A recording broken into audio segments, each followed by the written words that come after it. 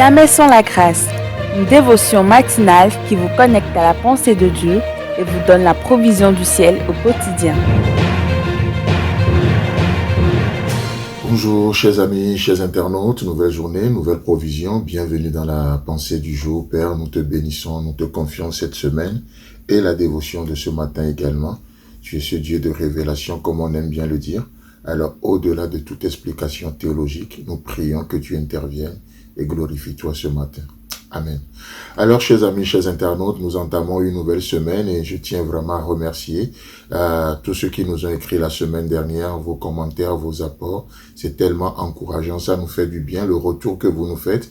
Encore une fois, nous sollicitons votre participation. N'hésitez pas à faire connaître ces dévotions autour de vous et même si vous ne suivez pas la version audio, alors cliquez quand même sur la version YouTube, abonnez-vous à cette chaîne et merci de liker pour donner plus de visibilité.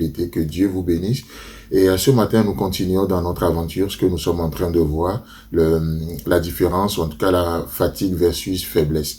Et donc, pour continuer, j'aimerais juste nous rappeler ce passage que nous lisons dans Jean chapitre 4, Jean chapitre 4, le verset 6. Là, il est écrit, « Là se trouvait le puits de Jacob. Jésus, fatigué du voyage, était assis au bord du puits. Et c'était environ la 6e heure. » Amen.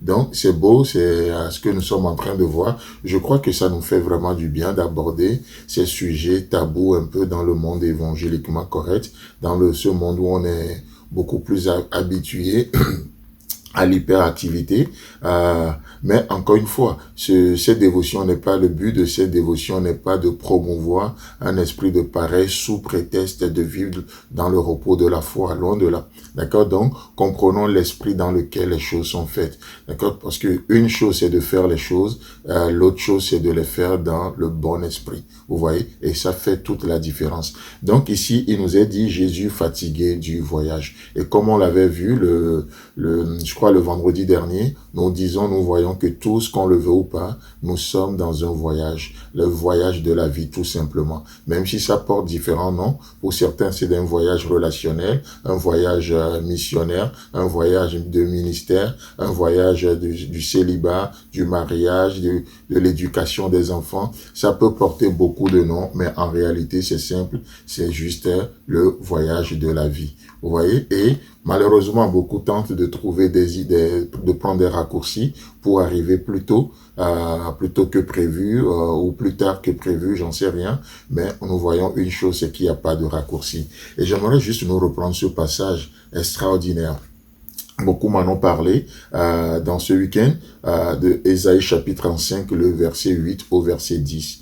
Il y aura là un chemin frayé. Sachant que nous sommes dans un voyage, n'est-ce pas? Et Dieu nous montre que il prévoit déjà un chemin. Vous voyez? Il y aura là un chemin frayé, une route qu'on appellera la voie sainte. Nul impur n'y passera. Elle sera pour eux seuls. Ceux qui la suivront, même les insensés ne pourront s'égarer. Waouh! Quelle assurance, quelle sécurité nous avons sur cette voie. Sur cette route, point de lion, nulle bête féroce ne la prendra et nul ne s'y rencontrera. Ça veut dire quoi? Ça veut dire que c'est une voie à sens unique. Vous voyez? Les délivrés y marcheront, les rachetés de l'Éternel retourneront, et ils iront à Sion avec chant de triomphe, et une joie éternelle couronnera leur tête. L'allégresse et la joie s'approcheront, la douleur et les gémissements s'enfuiront. Waouh!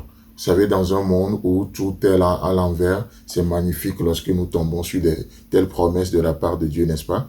De tout temps, rappelons-nous que cette route, c'est la plus sûre.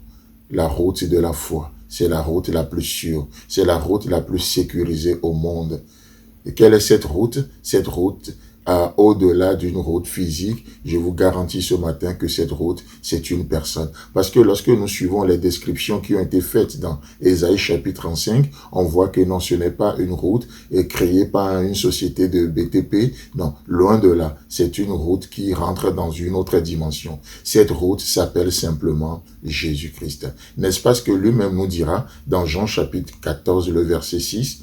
Cette route s'appelle Jésus, n'est-ce pas? Il a affirmé, je suis le chemin et nul ne vient au Père que par moi. C'est magnifique. Alors qu'aujourd'hui, nous essayons de frayer nous-mêmes tellement de routes, Dieu se propose, il nous propose Jésus-Christ comme étant la seule voie légale, la seule voie recommandée et recommandable pour atteindre le Père, pour toucher le Père, pour aller dans la présence du Père. Et sur cette route-là, il n'y a pas de danger, c'est sécurisé. Sur cette route-là, il n'y a pas de bêtes féroces, il n'y a pas de dommages, il n'y a pas de blessures. Sur cette route, il n'y a que la paix, il n'y a que la douceur, il n'y a que le repos pour nos âmes. Chers amis, chers internautes, chers téléspectateurs, nous vous souhaitons une belle journée et si Christ a d'avenir, on se retrouve demain.